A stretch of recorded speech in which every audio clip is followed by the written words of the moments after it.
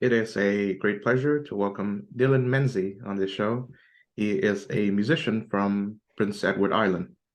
How are you today, Dylan? Thank you for joining the show.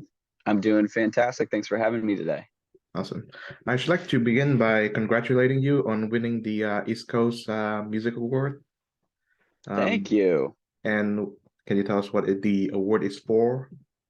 for sure. A little while ago in September of last year, I released a little acoustic EP that I recorded here in my dining room at home. And for one of the songs that I recorded here called "A Piece of Me," I won Rising Star Recording of the Year at the East Coast Music Awards. Awesome. Yeah. So tell us about the writing and recording of that EP, which is called Modern Classic, right?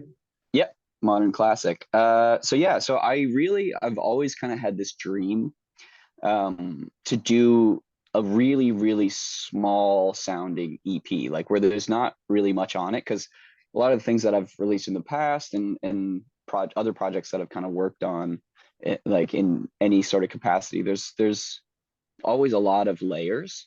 There's always a lot of music kind of on top of it. So like guitar parts and drums and all these other things. And I've always kind of dreamt about doing just something so stripped back that it really and truly the biggest thing on there is like two acoustic guitars and like one backup vocal sort of thing and the lead vocal with a harmony. So like just something really really small, but for the longest time I didn't really know if I had the songwriting chops, like the music itself, because when there's nothing there other than the melody and the lyrics, it's all riding on the melody and the lyrics. So if the lyrics aren't holding up, and you can kind of lean on drums and bass and the other parts of the production. But with this record, I thought, you know what, these songs I think say enough in them, in the lyrics and the melody, that I don't need anything else, and I can just do this little EP. So I thought, and again too, I was looking, the pandemic hit, and I've been looking for ways to kind of like make records more cost effectively and also grow my own skills as an artist and as a recording artist. So I thought, you know what, I'm going to try and record this all at home and see what comes of it. And also I've become a way better player. So I decided that I was like going to try and do all the parts myself, try out and experiment with stuff. So I did that, and I recorded everything in my tiny little dining room at home on a little Scarlett 2i2 using Logic and a little Shure 45 microphone. Everything was done off of that. Wow. Is as bare bones as you could possibly get it. And so I just yeah, and then I put the record out with everything felt really good. You know, I was trying to do things that felt really honest and felt like they were kind of even off the cuff. Some stuff I is just like one take. I just played it right off the floor because I couldn't. There's a song called "This Is What It's Like" on there, and it's like all about the different ways of being lonely. There's three different characters, and they're all kind of going through different lonely times of their life for whatever reason. And then so with that one, there's a lyric where it goes, and hanging over breakfast, there's a quiet. So the character loses her husband, and so she's a widow, and so she's sitting at breakfast and it's just dead silence, right? For the first time in however many years, because she's been married for so long. And I wanted you to feel that as a listener.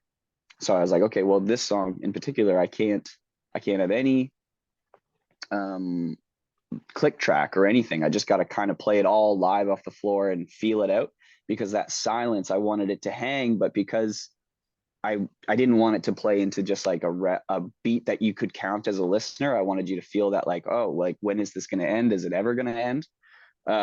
So like in order to do that, the only way to do it is to play without the click and kind of play everything live off the floor. Which I had a lot of fun doing, these sort of like productions and making the songs play off the production, the lyrics play off the production more so than I've done in the past. Yeah, and just to do it myself, and then be nominated with all these other amazing producers who I'm just in awe of their work and how amazing they get things to sound. And then so yeah, to be nominated for my own recordings with those people was just crazy. And then to actually win an award for it was even like, there was no way that I thought that would happen. Awesome. Yeah. So tell me about the story behind the title of the EP, Modern Classic. Yeah. It's the title track. The opening song is called Modern Classic. And I just loved like that phrase, the juxtaposition of modern and classic together.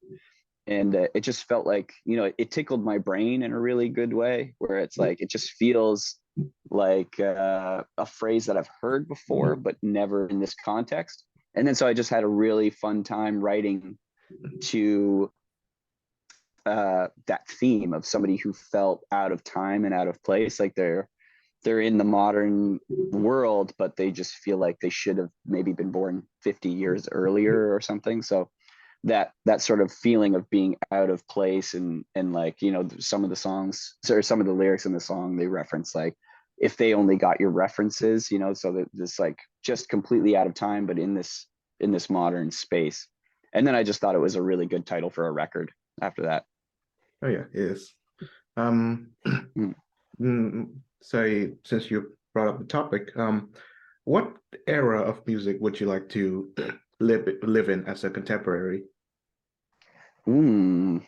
It's tough. I think now, honestly, I really would love to like, there's so many great aspects of the music industry today. I mean, the money is not as good as it was, in terms of, but a lot of that money, the studio would take it all anyway, right? And so as an artist, there's so many opportunities today that you would never have. Like, and being the kind of artist that I am, I like to jump around from genre to genre. Like, some of my songs are more rocky, and then I'll release like a little acoustic EP, and then the next record that I'm doing is like another rock record. So somebody like me who kind of bounces around, there's a lot of opportunities to sell my music. And now, like, content is just, there's so much content, whether it be, especially TV and film and music too, but all of that content needs music. All of those TV shows and movies, they all need music. So it kind of doesn't even matter what genre of artist you are these days. You can make a go of it as like a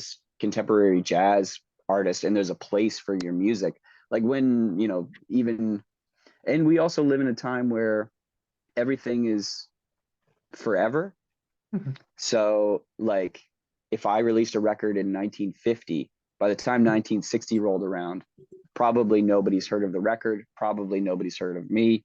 But now, if I released a record, even, 20 years from now, somebody might pick it up, and it could blow up. Like, you see Kate Bush getting a huge resurgence. You see like Mhm. all these people that, like, again, 40 years later after the song release, they're having another huge comeback. And I think that's only possible today. Mhm. Although Bohemian Rhapsody got a big boost because of the movie Wayne's World. Yeah. Yeah. Yeah, exactly. So it did happen, but few and far between. And like a movie like Wayne's World, which is one of my favorite movies of all time, um, it doesn't, it comes out a lot more frequently these days. And like, not to say that comedies themselves, like, comedies are kind of dwindling, but just content in general, like, so many artists can have that opportunity now because there's so much TV out there. You never really know what's going to be the thing that takes off, and your music's going to be a part of it. And you'll get a bunch of fans from it. And if not a bunch of fans, at least you'll make some good money from it, hopefully too. Yeah, yeah. Slightly off topic though, is that there were a time when 90s comedies were like the big hits, but Hmm. apparently starting from the 2000s, it dried up and became like raunchier, although less funny. Yeah. And I guess Yeah, I there is, agree. Like, yeah. Zoolander is one of my favorite movies of all time too. And Mhm. those 90s comedies, like, I just love, I don't know, maybe it's nostalgia growing up in the 90s, and like those kind of being my first laughs ever at movies. And like, well, in I still, like, I literally watched Zoolander last week, and I still laugh out loud at it. It's one of those movies that, but I think comedies are coming back. I hope people want to laugh more. Mhm. um, there's a movie called Fool's Paradise that's coming out, and it's Charlie Day, who is Mhm. like the Always Sunny in Always Sunny. Philadelphia creator. And so he's got a new movie coming out in May, and it's like written and directed by him. And and he's got like a really interesting storyline, and I'm excited for it because like movies, like comedy movies coming out in theaters is not really a thing anymore, and I hope people go and see it because I want to see more comedies in movies. I want to laugh more in theaters. Sorry, I want to see more comedies. But Mhm. yeah. Yeah, so, Anyway, yeah, I look forward to that Charlie Day movie too. and what Um, a great name for the character, Latte Pronto. It's amazing.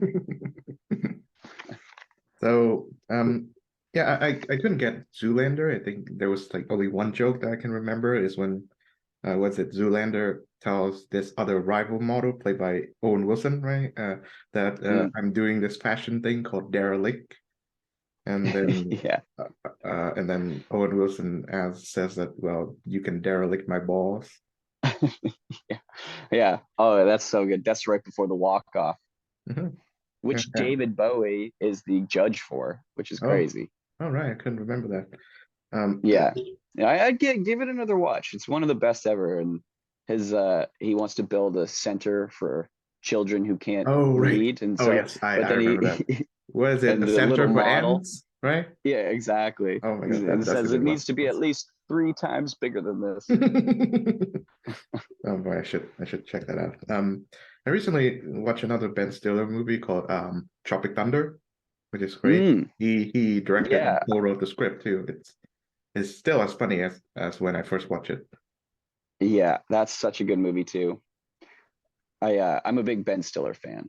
And even now, like when outside of his comedy, like directing and writing, he's directing huge dramas too, like Severance, which is like an Apple TV original that came out and really blew up, and people were talking about how great the directing is and just the storyline in general. He also, if you're a Jim Carrey fan, Yeah. he directed Cable Guy, like that kind of dark comedy. That's a Ben Stiller movie too. Oh yeah. It's crazy. He's I think people underestimate how talented that guy really is. Mhm. Yeah, and I think at the time that the Cable Guy was released, it was kind of overlooked, isn't it? Yeah, and it's kind of become like a cult classic now. Oh But yeah, it's very fun. Like, so back to music. Do you have you find yourself having one of your songs being soundtrack in a movie or TV show? yeah, I've had it happen a couple times. I had a song in a movie called Spinster, which with Chelsea Peretti that came out a few years ago. Oh, cool. Um, yeah, and that one was just like a small indie film. I've had a couple songs placed as theme songs for different like local TV shows or in ads for, Destination Canada or even more locally for Charlottetown or like Prince Edward Island in general. I've had songs placed in just TV shows in general, like this one Hudson and Rex, which is a show about a detective and his dog. Um, yeah, so you never really know, and I'm open to pretty well anything unless it's like hateful. Um, but yeah, for the most part, I want to work with that, and that's how I would like to continue to do that more and more.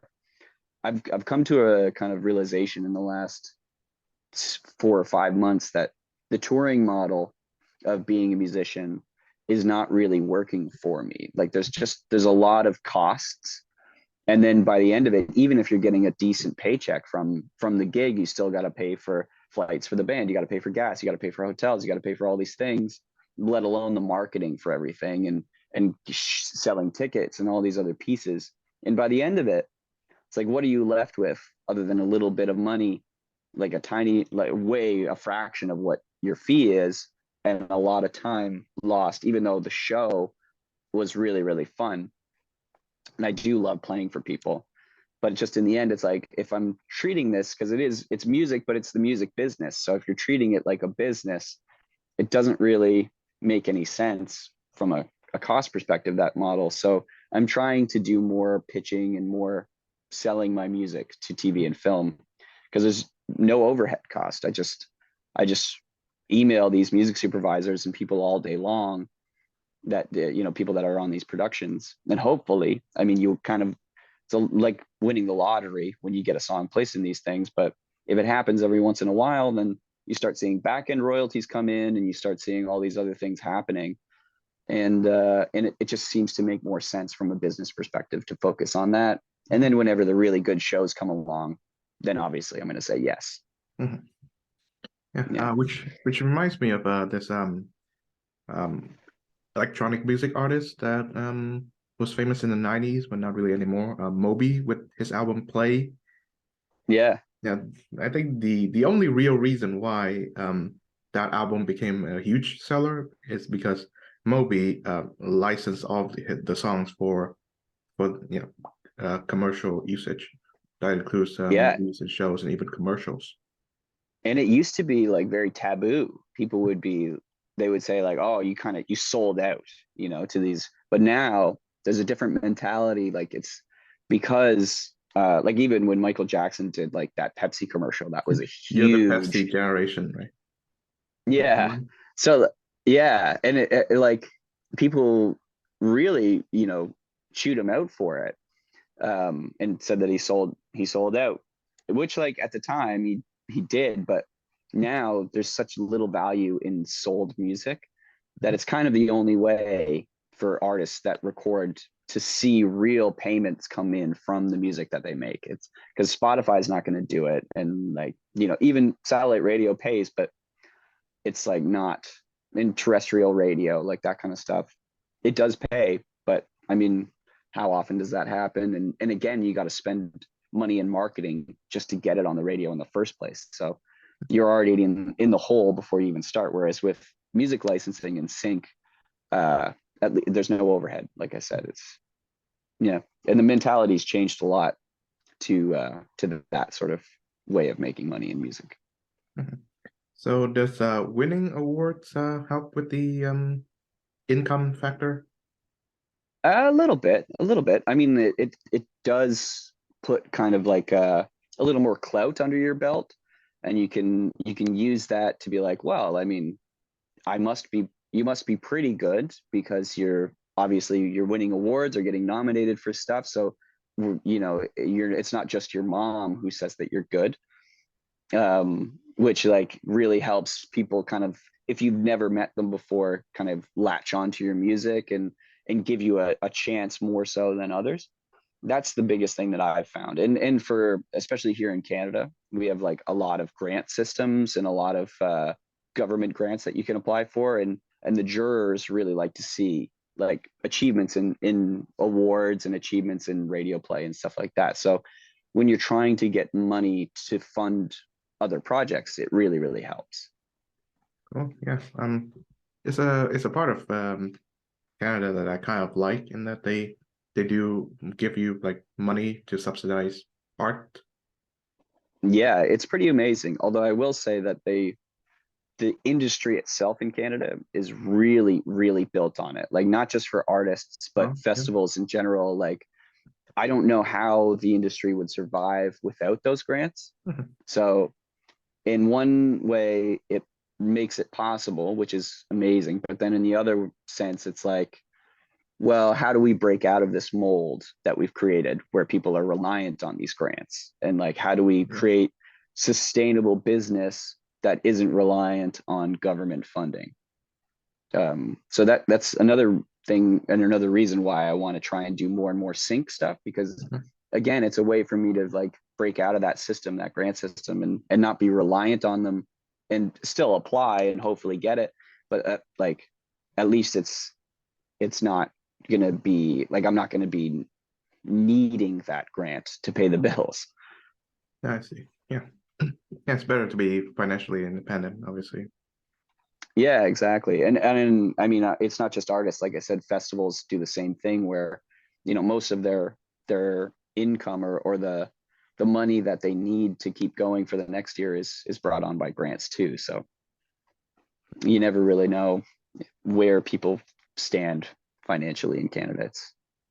I heard a statistic once that it was like 50% of all the income in the Canadian music industry is built on grants, is like comes from grants. So that's a huge chunk of the actual industry. Uh-huh. So, tell me about the inspiration behind that award-winning song of yours, "A Piece of Me." Sure. It's actually, I wrote it for my girlfriend. Oh, cool. So when we were first starting to date a few years ago, she told me that she was really into sea glass and collecting sea glass.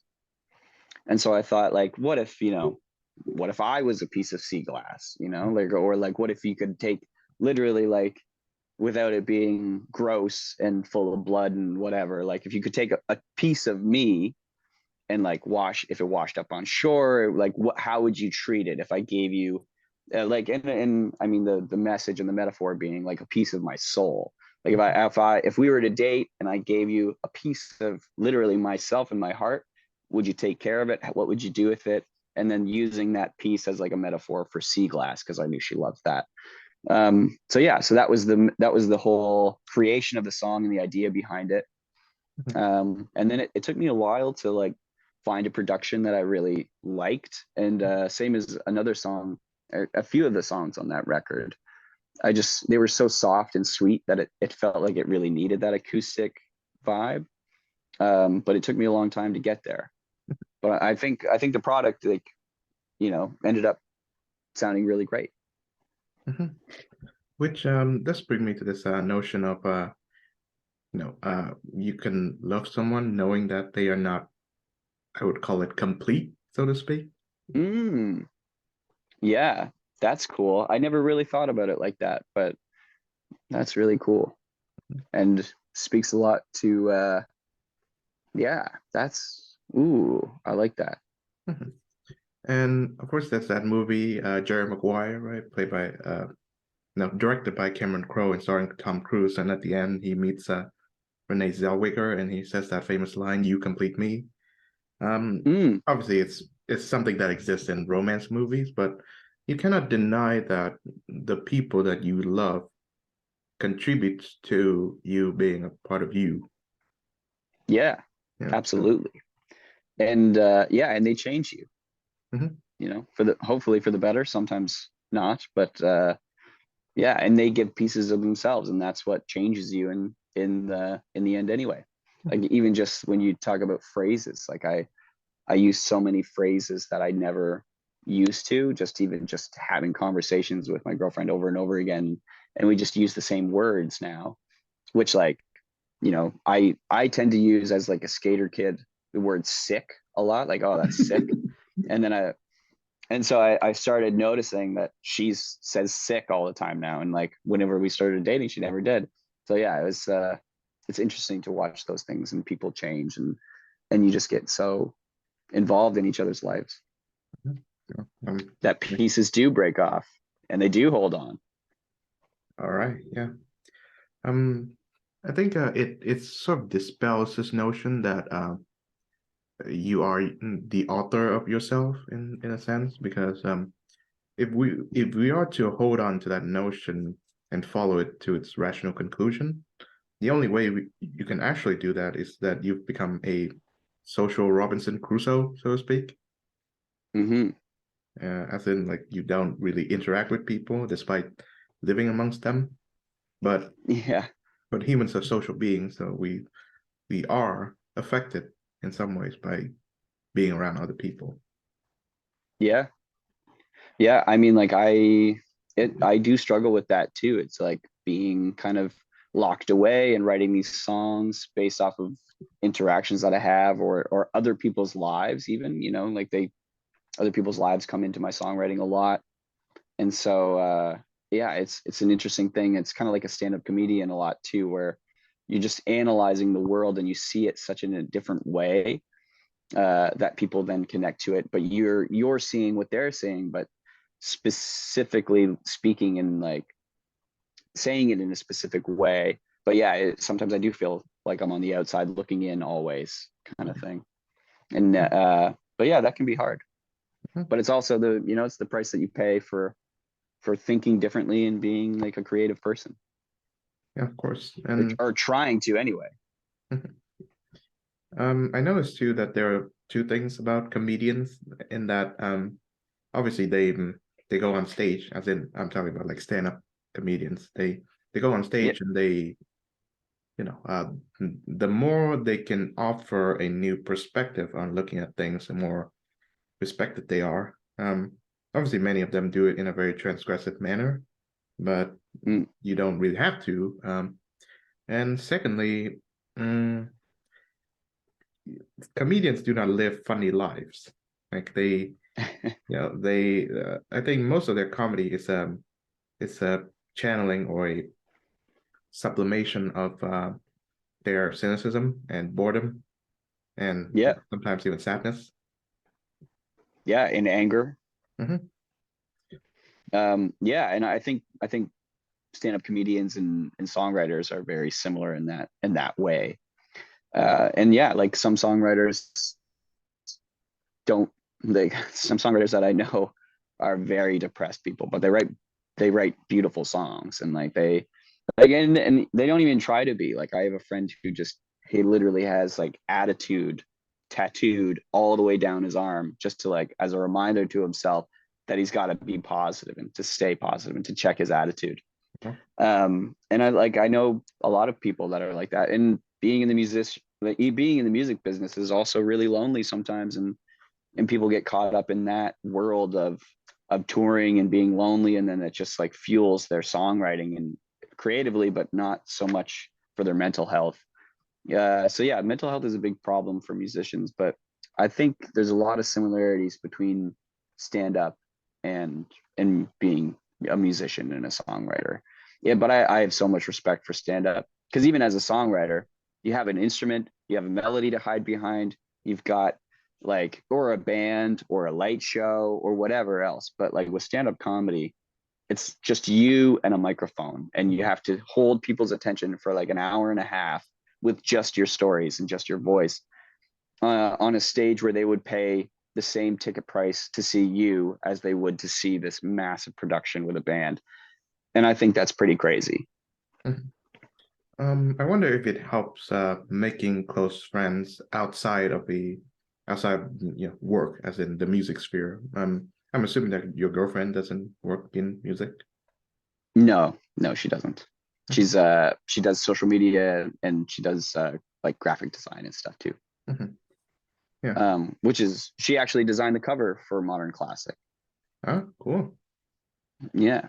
Mhm, But yeah, like I do find that it is nice to have people that aren't in the business as friends. Like my long-standing friends from grade 7 to now, I still see them like every week, all the time. We hang out everywhere, and none of them do music. None of them even play an instrument. Um, and it is nice to like to just not have a space where you're not wrapped up in that or talking shop with people because it can get a lot. Like the friendships that I've made in music, sometimes it's like it feels like our friendship just is revolved around our careers, and that's basically it. mhm. Yeah, Um, but yeah. not that that's not helpful too. Mhm. Yeah. I have an inkling in that the friendships you make during work may not be as deep as you expect, and Mm, that the next step is to pursue a relationship, right? But I'm not sure if it's like relationships and dating amongst coworkers, or people who work in the same field as you is that long lasting either. mm. Yeah, I mean, my ex was a musician, Mhm. and also a songwriter.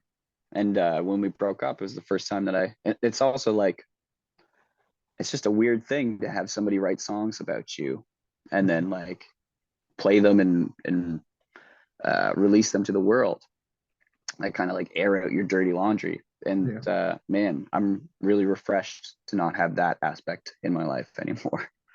Mhm. Yeah.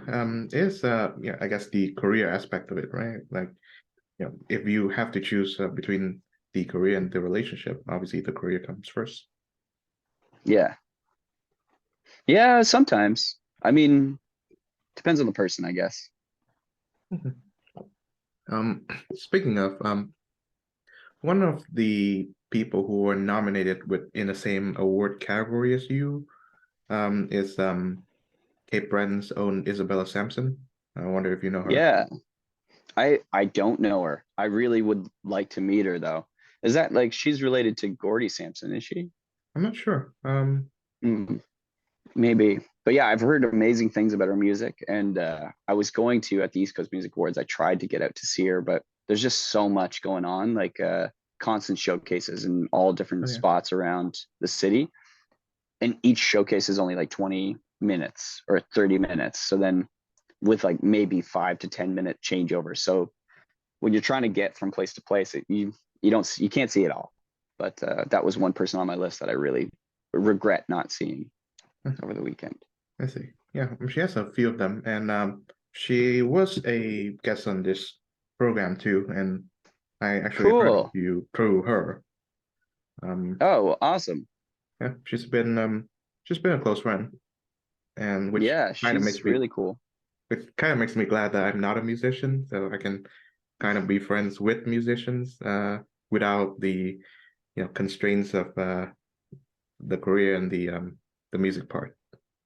For sure. But I mean, and then at some points too, I mean, it's always great to chat with somebody who can relate to Oh yeah. things in a way that people who aren't in the industry don't, like if I was to chat with you about how lonely it feels to do a solo tour across for like 2 months across the country, it's like if you haven't done that, it's really hard to relate, Mhm, so that is really refreshing to have people to kind of chat to about all that.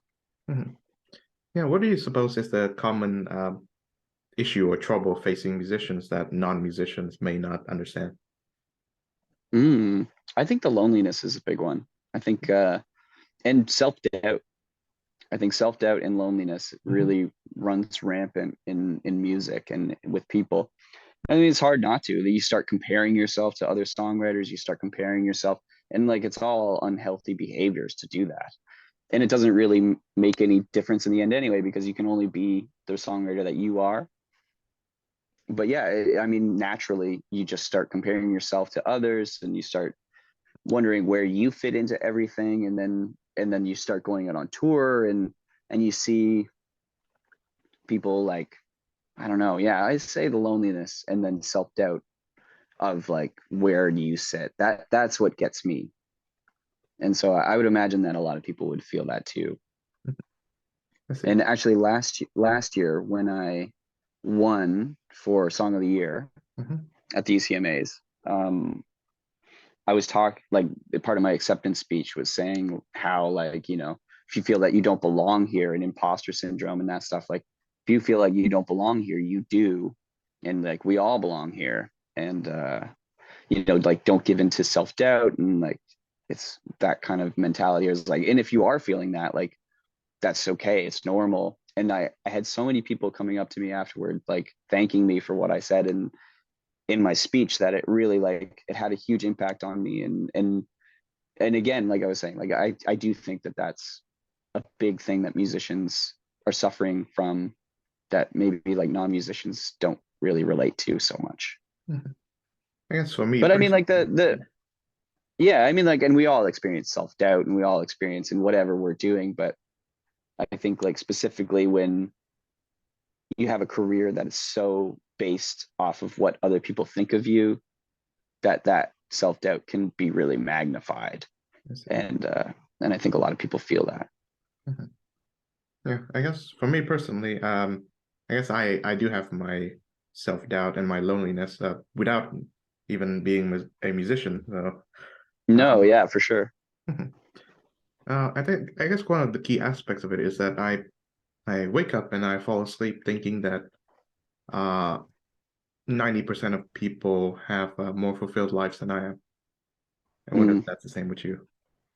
yeah, yeah, and that's exactly what I was saying too, like comparing yourself to others and saying like, oh, well, look at what they're doing in comparison to what I'm doing. But then they're probably looking at from the other side looking in, and social media probably contributes a lot to that too, where Right. you only see what people want you to see. So yeah, you feel like they're having these really amazing lives, but probably most of the time, 80% of the time, they're just sitting in their underwear in bed or Mhm. whatever, and they just post the like things that they want you to see. But also fulfillment in life, I think, comes from many different things. You know, it's not all like what is success, what makes a good life.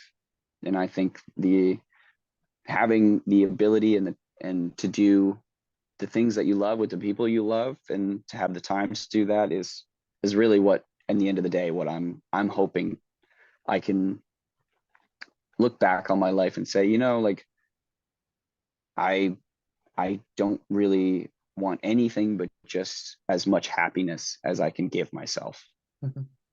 Um, so whatever that means, and usually it just comes from the most simple interactions with people, like, playing board games at a table, and or sharing a meal together or whatever. Like, those kind of simple things is what I think life is really all about. So in terms of like fulfillment in life, like, I don't think it can get much better than that, you know. And sometimes as a musician, I struggle with that. It's like, what am I even searching for doing this? Like, what is the whole point of this? But then it's just a compulsion that I have to write songs, and a love that I have to make music, and show people the music that I make. Mhm. So then anything that I can do beyond that, like, I don't know, I just want to have a happy life. Yeah. And I think, yeah, just simple stuff. Awesome. Time, quality time with people. Mhm. Yes. Yeah, that is something that I'm looking to seek too. I'm not one of those people who like hanging out with a group of people, even though even though they might be every one of them I know. I Hmm. would rather prefer to have a long conversation with them individually, one at a time. Yeah. Yeah, I'm the same way. I like smaller groups. Although sometimes I feel like I can be really funny by piggybacking off of the larger groups. So I like, somebody will say something, and then I'll like piggyback off of whatever they Oh said to yeah. make a joke out of it, and that happens a lot more frequently when you're with big groups. Hmm. But I also just love, I'm not a fan of small talk. I like big talk. Yeah. So like, I like smaller groups for that, because I can really get down and like deep with somebody, and really chat about what's going on Mhm. outside of, the classic weather chat and whatever else you're going to talk about at a party. I see. Yeah, my biggest issue is that when they change topics all the time, right? And so by the time you caught on with whatever they have to say, and you finally come up with something you thought was a witty comeback or a Mm. funny remark, they completely switch to the other one. Yeah. Yeah. And as somebody with ADHD, I feel like I can play that game. Hmm. I can just, and also I grew up in a house with three brothers, and there was just like a lot of talking over each other, a lot of yelling at each other. So I'm accustomed to that conversation style where I just scream over everybody else. So, what are some of the music you have in the woodwork at the moment? I have another record that's coming out sometime in the next year. And this one's like more, I went into a studio, and it's fully produced, drums and bass, and all the other guitars and keys and things that I would normally put on. But this one, I don't know how many songs it's going to be in the end. I'm kind of trying to decide whether or not I want to do it as a 6-song EP, or as like a full 12-song album, or if I just release them both as two 6-song EPs, kind of to keep. And like, attention spans are so short these days Yeah. that for releasing records, I find it better to release them in smaller chunks, like 6 at a time. Mhm. And you can still get the notoriety that comes with that if you're looking for like awards to, help garner some clout and get you more gigs and other things like that. Like, the 6 songs is kind of the bare minimum for that sort of stuff. Mhm. But then as in terms of like a record, like, it is nice to put a full cohesive project together, and with everything kind of feeling like its own thing. So that I'm kind of torn whether or not it should be two 6-song EPs or a full 12-song thing. But I'm half of it's recorded, the other half I'm working on, and I'm going to do some demos here at home, and then go back into the studio and record them all. But with this record, with COVID, I started to do more remote recording with other people. So Mhm. like, I can work with anybody anywhere, and people kind of got used to that during the pandemic. they started setting up their own home studios. And so I'm working with a drummer who like is out of Halifax, and then maybe and a couple of them in Toronto, and like just session players from everywhere that have gotten so comfortable with doing it. And sometimes I find that I get better results that way. Because like say I was in the studio and I put a drummer in, and we're saying like, okay, this is the song, kind of probably sent it to him beforehand. This is the song. And here's what we were thinking for a beat. And then on top of that, like, so this drummer now on the fly is trying to like keep track of what the song is, keep track of what, the beat that what we're asking them to play. And then also like throughout the recording process, any notes that we have and stuff, they're also trying to add those into the performance and then also make it a really great performance at the same time.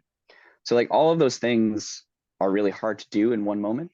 And sometimes I find it works a lot better if you just let the drummer just do it at home and then send you the files once they think, oh, this is like, I feel really good about this. Like my playing is really great.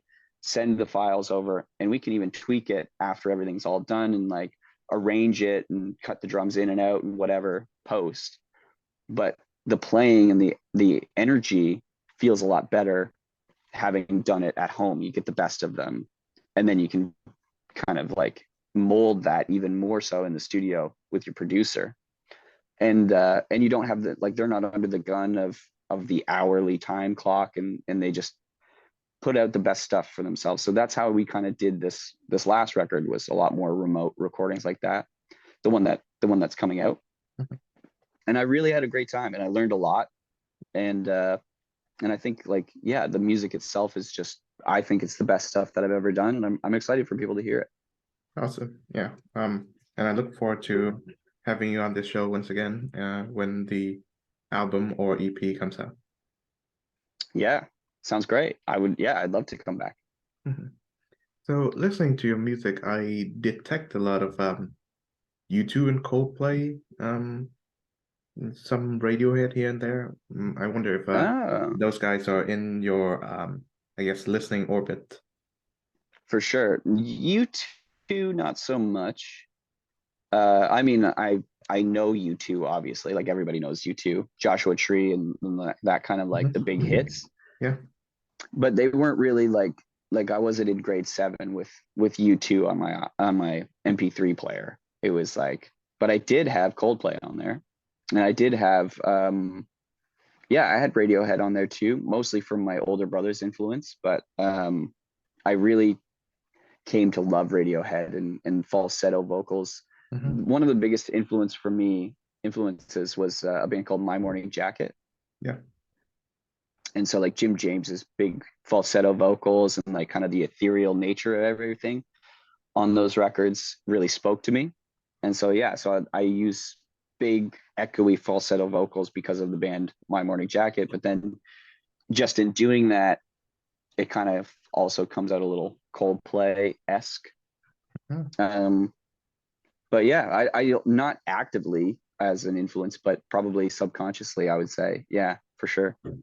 And I mean, people have told me before that my voice kind of reminds them of Chris Martin, and like that's always like really humbling, and also like it makes me feel really good about myself. And I'm a big Coldplay fan, especially the Viva La Vida record Mhm. with produced by Brian Eno. I Oh thought yeah. that was like a really good record.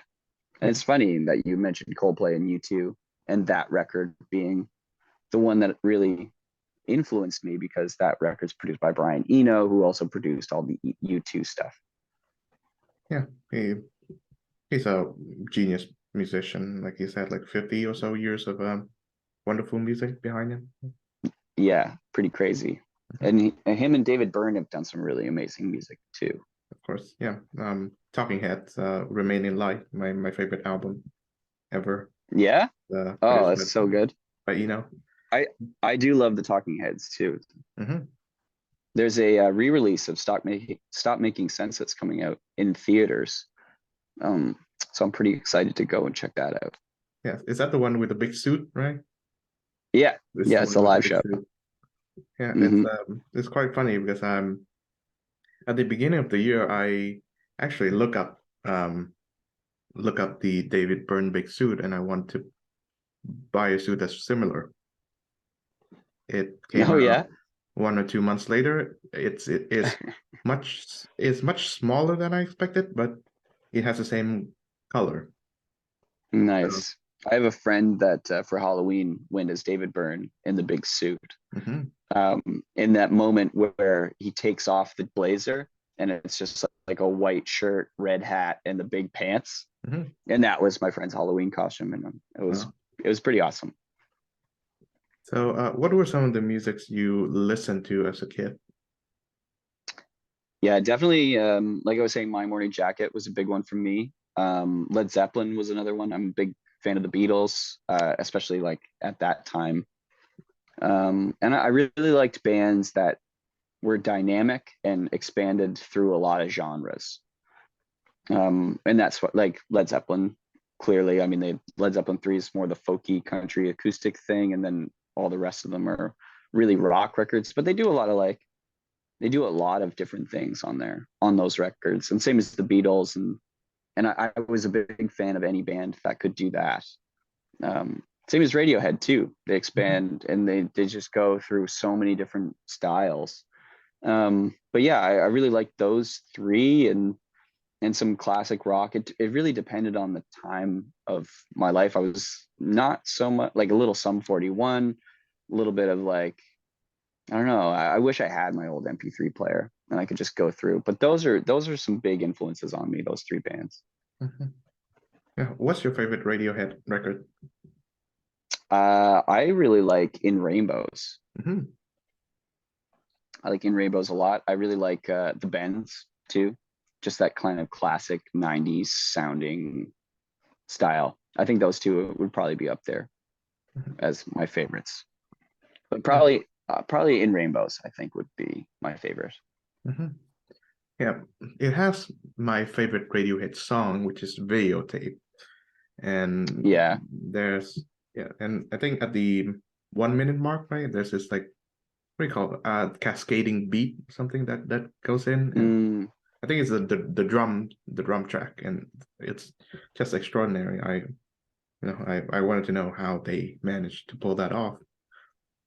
And yeah. And that's a big one for me too musically is like if I can well sometimes if I know what's going on, I just can appreciate just like the classic garage band style. mhm, But I really love when I'm listening to music and I don't understand what's happening. Like I'm hearing sounds and I don't quite know where or how they made them.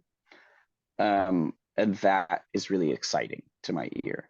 And it's funny you mentioned like at the 1 minute mark and you listen to music, it sounds like very similar to the way that I listen to music, where I'm picking out pieces of the production that I really, really love. Like I'll listen to like a 6 minute song, and then at the end of it, there's like this one sound, and it sounds like a sword being pulled out of its sheath. And I'm like, I don't really know how they did that, but it just is so exciting to my ear.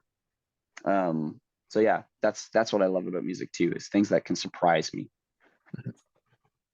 and Amnesiac is another great Radiohead record. The last song on that Yep. album is really great too. Living in a Glass House, and he has this wonderful jazz trumpet. Um, Mm. that it does remind me of like in like a dive bar, a CD club at Yeah. night. It's which is wonderful. What record has exit music for a film on it? Okay, computer, I suppose, right? Yeah. OK Computer is another one of my favorites too.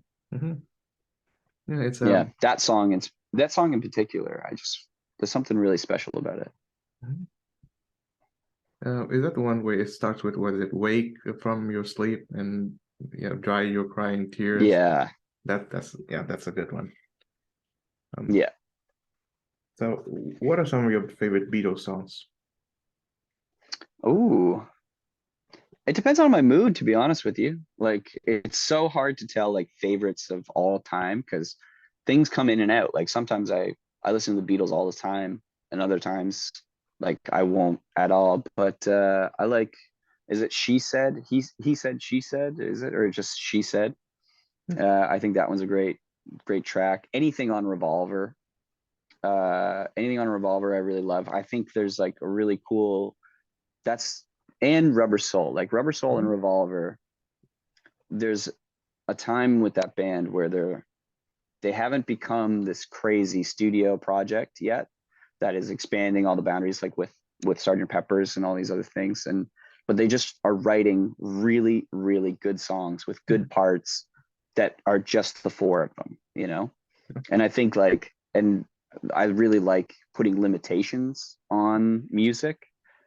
Like that's part of the reason why with Modern Classic I was so excited about just having it be this project with just acoustic guitars and not really going overboard, because I think limitations spark creativity and like spark good content. Like that's there's a producer in Canada called Daniel Lanois, Oh yeah, I know him. and He's a great he one. says, yeah, he's awesome. But one of the things that he talks about is when you're making a record, just pick 6 instruments and everything on the album has to be done on those instruments. Nothing else can come from anywhere else, just those. And you'll find that in the restriction, creativity comes through because you're so limited. You have to be creative. Otherwise, it's going to be boring. And so like I'm a big believer in that. And I think those two records, it was just before they started to have Mhm. as much money and time as they wanted. And I just really love the small nature, but still like big sounds. And I think the parts are really beautiful in those on those two records. But yeah, I like Taxman. I like um what are some other ones? I really like though some of the ballads and some of the lyrics from Paul, Mhm. like in The Long and Winding Road and anything from like is that Abbey Road, The Long and Winding Road? Or is that, That I think that was in Let It Be, the final one. yeah, that's Let It Be. Hmm. Yeah, some of those songs too are really great. I mean, they're kind of amazing all the way through. But While My Guitar Gently Weeps too, Mhm. I'm a big George Harrison fan, especially after the Beatles. I think he's probably my favorite. Mhm. Um, and again, just in terms of creativity, like he does so much with an electric guitar without even like I don't know what his setup was for pedals and things, but it seems like it's a lot of just good melodies, like guitar solos that I can sing, you know. They're so catchy and well written that I can like sing them out and remember every line. It's not just like triplets, you know, doodly doodly doodly doodly doodly, like people just showing off their technique. It's like well thought out and like, yeah, that's what I love about them. It's hard to nail down a specific song though. I have to go by records. I see. Yeah, the thing about me is that after Revolver, I can only name good Beatles songs and not good Beatles records. There's Mm, this one album which I can never comprehend, and that being the White Album, which is and I remember distinctively there's this one track that goes number nine, number mm-hmm. nine. Revolution 9. Yeah, that's the only real song that I remember, other than the one that says whose chorus goes obla di obla. Yeah. Yeah, that's a great song too. There's an Offspring song that's Uh-huh. called Why Don't You Just Go Get a Job or something, or and it's literally Obla Di Obla Da, but they just remade it into this other song. It's really cool. Um, but yeah, I'm kind of with you. But I've heard Paul McCartney talk about the White Album and say that it's just like he's like that really could have been a good record if we would just trimmed it down a little bit. And he's like, there's too many songs on it. There's too much. And I was like, that's like one of your better ones, is it not? You know, like everybody always talks about the White Album, but he seems to think that it's too long and they went in too many directions. So if they would have trimmed it, he's like, that could have been really a really great record. I was like, but I don't think anybody's complaining, Paul. You know? Yes. Speaking of, yeah, Paul's of all the I guess the Fab Fours is both post Beatles records. Paul's is the ones that I like the most. Yeah. Yeah, Yeah. I just find I like Paul second most. I Mhm, think George Harrison's got to be up there for me. mhm, Like just a as a person, he's a super cool dude. B, he's like an amazing player and really a creative person. And some of like, I mean, literally the Beatles' biggest song ever, I think, is like "Here Comes the Sun," mhm. which is his song. Oh. Um, yeah, like he's got some of the best, I think, songs that the Beatles have ever done. While My Guitar Gently Weeps, there's the list goes on and on. But yeah, I think like he's got some of my favorite songs during the Beatles, but then after the Beatles, the creativity of that triple record, and it just doesn't sound like, like when I listen to Band on the Run, it sounds like the Beatles, Mhm, and that's because Paul was such a big producer. Like he would railroad the other Beatles ideas in that band. And so like most of the Beatles records are actually Paul McCartney records. mhm. But then when you start getting away from that, I find George really just shines. Um, because I hadn't heard it like that before, you know? Mhm. Was he in the Traveling Wilburys? Yeah, he Okay, was. I see. Yeah, Yeah. they were a fun outfit. Yeah. Yeah. The super group. And I've I also do heard. miss Tom Petty. Oh yeah, yeah. He R.I.P. He recently passed away. Mm, Um, I do remember that I believe it was Martin Scorsese who directed a documentary on George, which yeah, I'm sure you could find it. I think it's something to yeah. do with "Living in the Material World," which is the name of one of his songs, apparently, right? Hmm. So, Yeah, I think that's on that triple record. mhm. So I would encourage you to check that out. Yeah, I haven't seen it, but I really love him. And again, too, I think he's just a good guy. I think he was just a good dude. Like all this other stuff about John Lennon has come out about him being like a wife beater and all kinds of like, Mhm. and it's just like it's hard to get behind him, you know? Whereas with George, it just feels like he was just a good dude making really good songs. Mhm. I kind of feel the same with Paul actually, and I think Yeah. yeah, I think that's why even though John is by far the most creative of the four of them, he's my least favorite among them. Yeah. I I like his lyrics a lot. He was a good lyricist. Um and I like his tone of voice. But yeah, I don't know. I don't connect with John as much as George. As you can probably see by my long hair and mustache that I'm trying to go for here. Okay, so to wrap up this enjoyable conversation, what does music mean to you? Hmm. Music means I mean like I hate to say it because it sounds a little cheesy, but like music is life in a lot of ways. Mhm, I'm gonna say like just because like my entire life, from the time that I was like 6 or something years old, I've been on stage, I've been playing music, I've been going to concerts, doing things in music, and people have been telling me that, this is what my life should be in so many ways, just like, oh, well, you're really talented right from the time that I was 6 years old. And so like it's the thing that I'm probably best at and always have been best at. And so yeah, it means like and now taking that thing that I've always loved as a child and as a teenager and then moving into a professional sense with it, um it can be tricky. It's a tricky relationship, because it's always tricky when you take your passion and then try and make money from it and use and start a business doing that. So yeah, sometimes I have my good days with music, sometimes I have my bad days where I just don't want to be around it at all, and then other days I can't get enough of it. But I also couldn't see, yeah, like I couldn't see myself not playing music even if I wasn't doing it professionally.